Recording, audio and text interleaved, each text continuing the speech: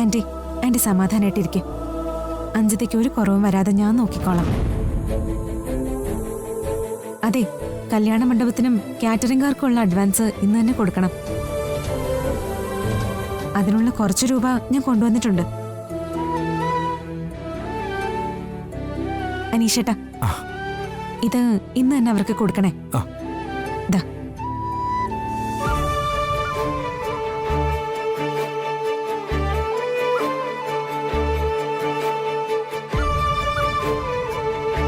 കൊടുക്കേണ്ടവരുടെ ഡീറ്റെയിൽസും ഫോൺ നമ്പറും ഒക്കെ ഞാൻ അനീഷേട്ടന്റെ ഫോണിലേക്ക് സെൻഡ് ചെയ്തിട്ടുണ്ട്. ഇന്ന് തന്നെ കൊടുക്കണേ. ആ ശരി, കൊടുത്തേക്കാം.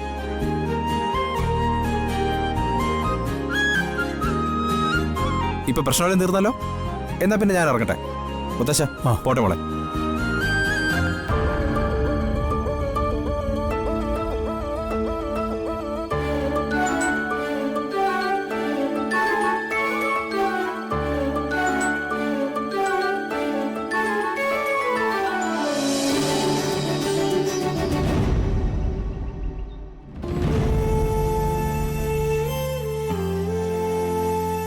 ഗോപികേ മോളെ,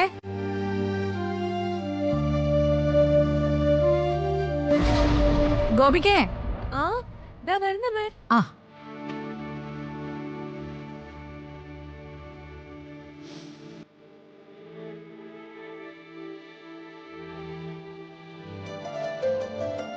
ജാനകി, അമ്മ ഇതുവരെ വന്നില്ലേ? അമ്മ ഇവിടെ ഇല്ല മഹേട്ടാ, ക്ഷേത്രത്തിൽ പോയിരിക്കുക. ഓ, നമ്മള് രണ്ടാളും കൂടി ദേവികയുടെ വീട്ടിൽ പോയി സംസാരിച്ചാൽ മതിയെന്ന് അമ്മ പറഞ്ഞു.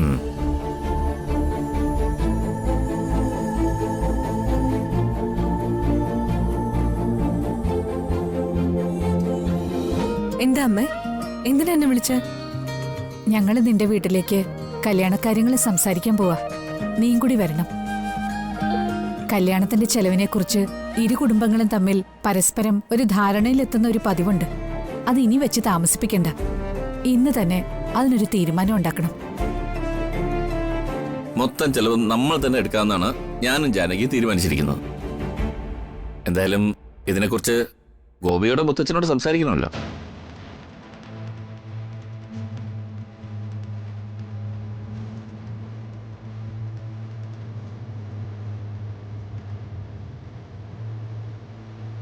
ഗോപിക, നീ എന്താ ചിന്തിക്കുന്നേ? ഏയ് ഒന്നുമില്ല. അല്ല, ഗോപികയുടെ അമ്മയ്ക്ക് സിദ്ധുവും ദേവികയും തമ്മിലുള്ള വിവാഹം നടത്തുന്നതിന് ഇഷ്ടമല്ലല്ലോ. അത് ഗോപികയ്ക്കും അറിയാം. അതുകൊണ്ട് ഈ കല്യാണം എങ്ങനെ ഇല്ലാണ്ടാക്കാമെന്നാണോ നീ ചിന്തിക്കുന്നേ? അയ്യോ, അതിനെക്കുറിച്ചൊന്നും ആലോചിച്ച് അമ്മ ടെൻഷൻ അടിക്കണ്ട. സിദ്ധേട്ടനെ തന്നെ കല്യാണം കഴിക്കുമെന്ന് എന്റെ ചേച്ചി ഉറച്ച തീരുമാനം എടുത്തിരിക്കല്ലേ. ആ സ്ഥിതിക്ക് ഇനി ആ തീരുമാനം മാറ്റിക്കാൻ ഞാനെന്നല്ല ആര് വിചാരിച്ചാലും സാധിക്കില്ല.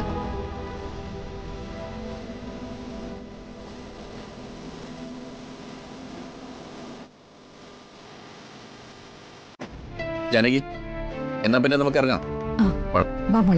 ചേട്ടാ, നിങ്ങള് ഇറങ്ങിയോ? ഞങ്ങൾ പോയിട്ട് വരാം. അല്ല, ഞങ്ങൾ വരേണ്ട കാര്യമില്ലല്ലോ. വേണ്ട, ഞങ്ങൾ സംസാരിച്ചോളാം. അമ്മ വരുമ്പോ പറഞ്ഞാൽ മതി. ശരി ചേട്ടാ. പോയിട്ട് വരാം മായേ. വാ മോളെ. അച്ഛാ, അച്ഛാ, നിങ്ങളെല്ലാരും കൂടെ എവിടെ പോവാ? ഇവരെ കുട്ടന്റെ മാലാഖയുടെ വീട്ടിൽ പോവാ. മാലാഖയുടെ വീട്ടിലേക്കോ? എന്നാ ഞാൻ വരട്ടെ. എനിക്ക് എന്റെ മാലാഖ കാണണം. അച്ഛാ, വാ പോവാ. എന്നെ കൂടെ കൂട്ട്. വാ. സിദ്ധു, കുട്ടാ, മോൻ ഇപ്പൊ മാലാഖയുടെ വീട്ടിലേക്ക് വരണ്ട. എന്താ ഞാൻ വന്നാല്? മോൻ ഇപ്പൊ വന്നാലേ അത് ശരിയാവില്ല. ഞങ്ങളെ ഒരു സീരിയസ് കാര്യം സംസാരിക്കാൻ പോവാ. അതുകൊണ്ട് മോൻ ഇവിടെ നിൽക്ക്. ഞങ്ങൾ പോയിട്ട് പെട്ടെന്ന് വരാം. വേണ്ട, എനിക്ക് വരണം അമ്മ. എനിക്ക് എന്റെ മാലാഖ കാണണം. അച്ഛ പറയച്ചാ, ഞാനും വരും അമ്മ.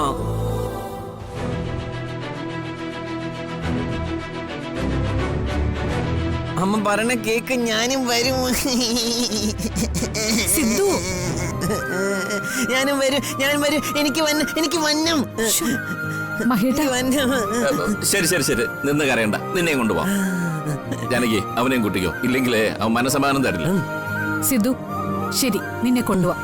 പക്ഷെ ഒരു കാര്യമുണ്ട്, നീ അവിടെ വന്ന് കുറുമ്പൊന്നും കാട്ടാതെ അമ്മ പറയുന്ന അനുസരിച്ച് മിണ്ടാതെ നല്ല കുട്ടിയായിട്ട് ഇരുന്നോണം. ഒന്നും ചെയ്യില്ല. എന്നാ വാ വാ മഹേട്ട. ശരി. ശരി, നടക്ക്.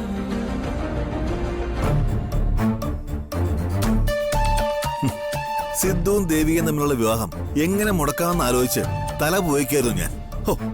പക്ഷെ ഇപ്പൊ ആ ടെൻഷൻ മാറി കിട്ടി. അതെന്താ?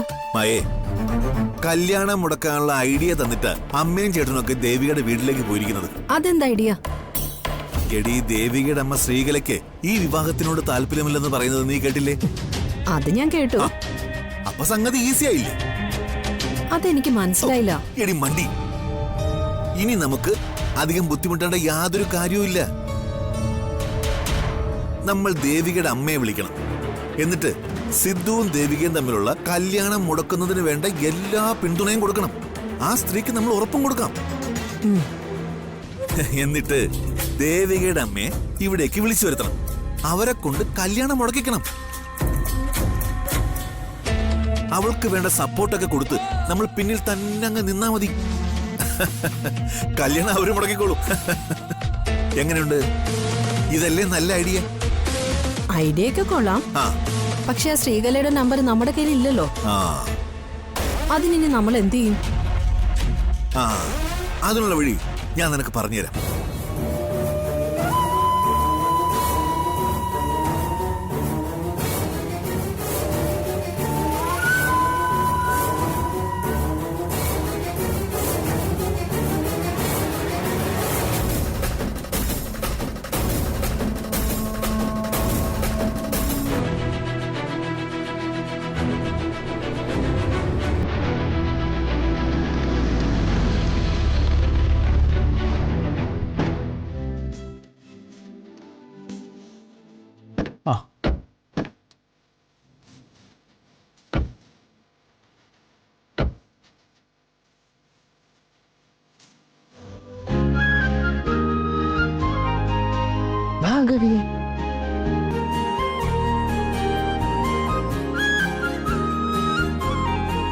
നിങ്ങളായിരുന്നു കയറി വാ. മാലകില്ല ഇവിടെ. ഇവിടെ ഉണ്ടല്ലോ, വരൂ. വാച്ചാ, എടാ, സിദ്ധു, പതുക്കെ. വാ.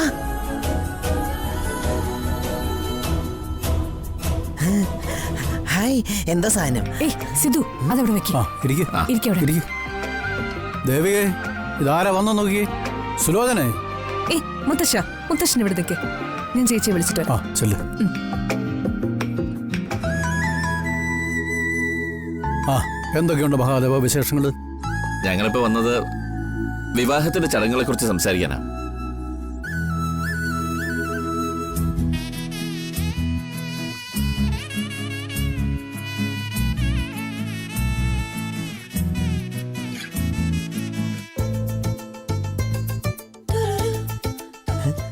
മാലകി,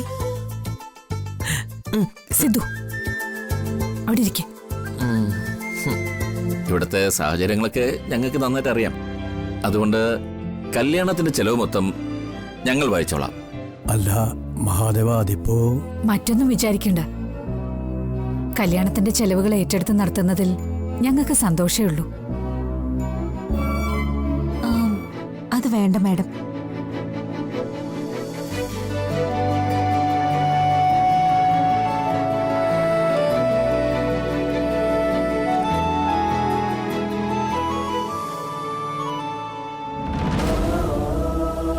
ഗോപികയുടെ കല്യാണം തന്നെ പൊന്നാരം തോട്ടത്തെ സഹായം കൊണ്ട് നടന്നത്. ഇനി എന്റെ അഞ്ജതയുടെ വിവാഹം കൂടി ആ രീതിയിൽ നടത്താന്ന് വെച്ചാ അത് ഞങ്ങൾക്ക് നാണക്കേടല്ലേ?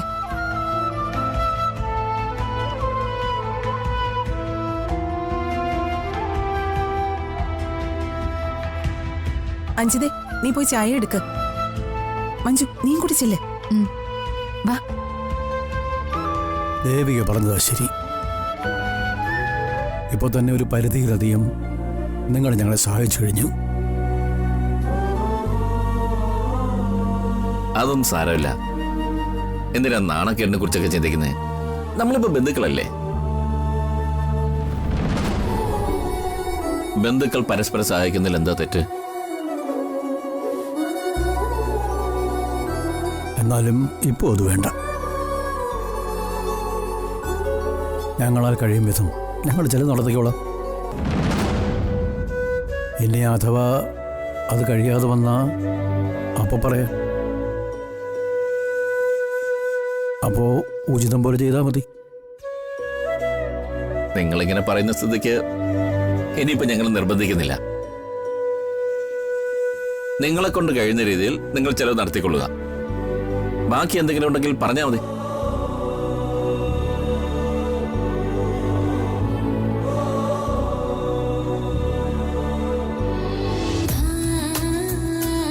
മഹേട്ടാ, വേറൊന്നും പറയാനില്ലല്ലോ?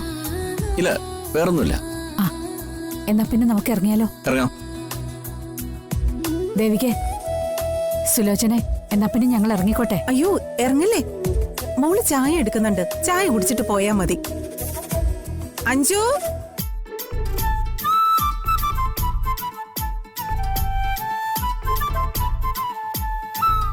എല്ലാവർക്കും കൊടുക്കും മോളെ.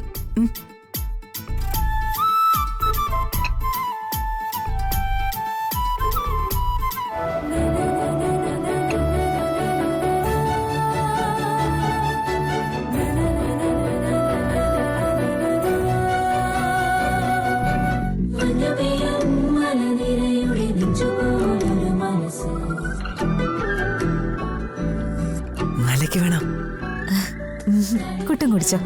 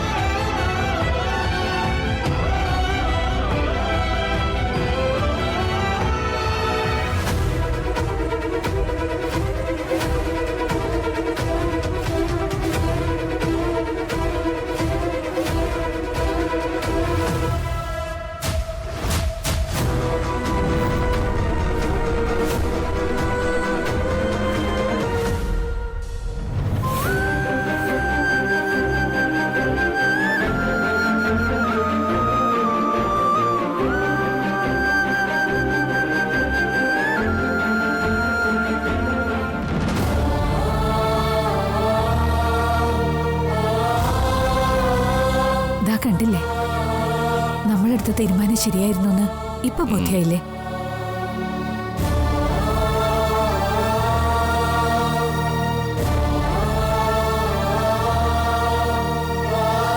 ഇവർക്ക് സന്തോഷം എനിക്ക് കണ്ടിട്ട് നെഞ്ചു പിടയാ. ഇനി അങ്ങോട്ട് ഇത് തന്നെയായിരിക്കുമല്ലോ ചേച്ചിയുടെ ജീവിതം.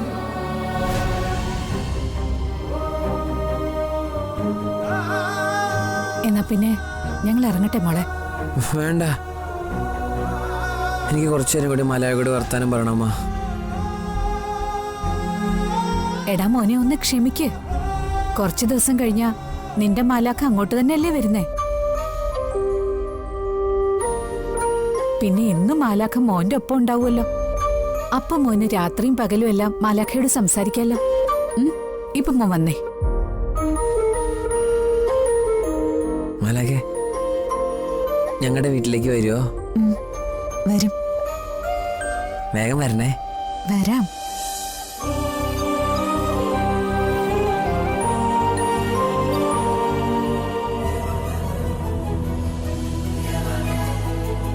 എന്നാ പിന്നെ ഞങ്ങൾ ഇറങ്ങട്ടെ.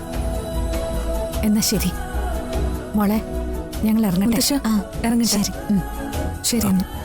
മോളെ വാ.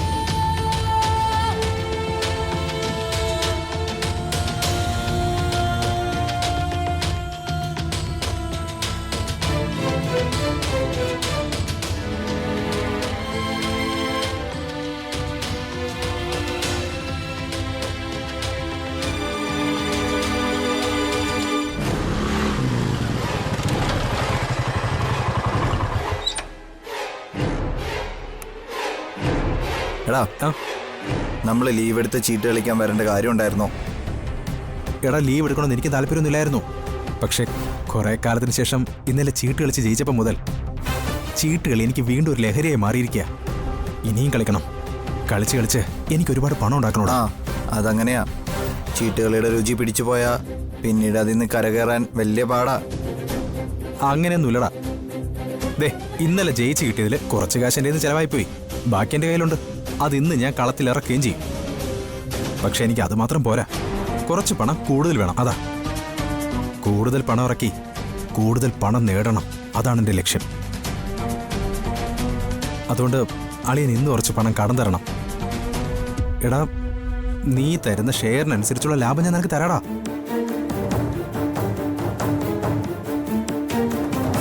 ശരി, ഞാൻ തരാം. എത്രയാ വേണ്ടത്? ഒരു 50,000.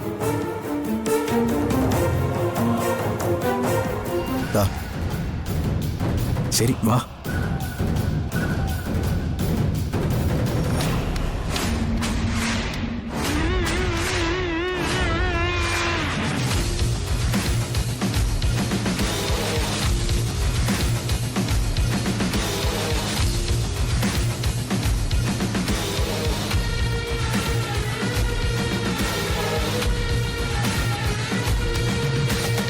ദാ, സെറ്റ്.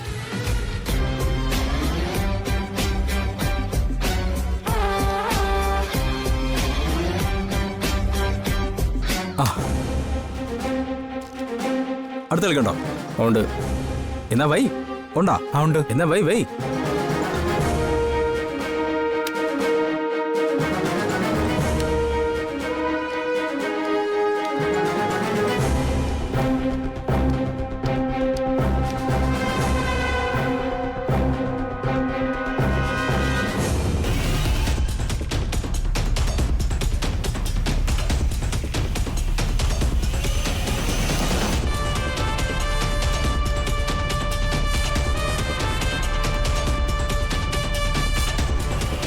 സെറ്റ്.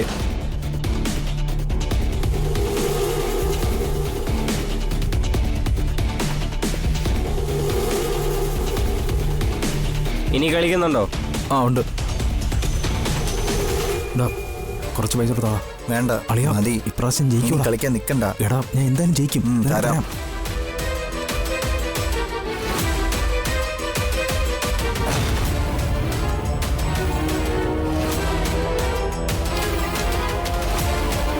ചീട്ടിട്.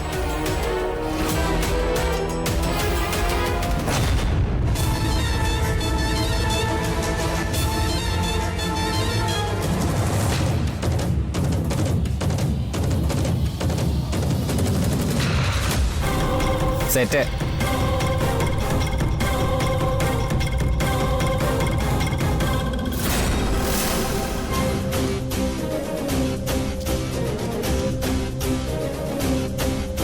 ഇനിയുണ്ടോ കളിക്കാൻ? അനിഷേ വേണ്ട, ഇനി കളിക്കാൻ നിൽക്കണ്ട. എത്ര രൂപയാ നഷ്ടപ്പെട്ടത്? നമുക്ക് പോവാം. ഇല്ലടാ, നഷ്ടപ്പെട്ട പണം മുഴുവൻ തിരികെ പിടിക്കാൻ ഞാൻ വരില്ല. എടാ, നീ ഇനി കുറച്ച് പണം കൊടുത്താ. എടാ, എൻ്റെ കയ്യിലുണ്ടായിരുന്ന അവസാന പൈസ വരെ ഞാൻ നിനക്ക് തന്നു. ഇനി എൻ്റെ കയ്യിൽ പൈസ ഇല്ല. വാടാ, നമുക്ക് പോവാം. നീ ഇല്ലാന്ന് പറയരുത്. നീ ഇനി കുറച്ച് പണം കൂടെ തരണം. ഇല്ലാത്ത പണം ഞാൻ എവിടെ നിന്നുണ്ടാക്കി തരാനാ നിനക്ക്? എൻ്റെ കയ്യിൽ കാശില്ല. നീ എണീക്ക്, ബാ പോവാം. നീ പോ, ഞാൻ വരുന്നില്ല. എടാ വാടാ. കൈയെടുത്ത് മാറ്റണം.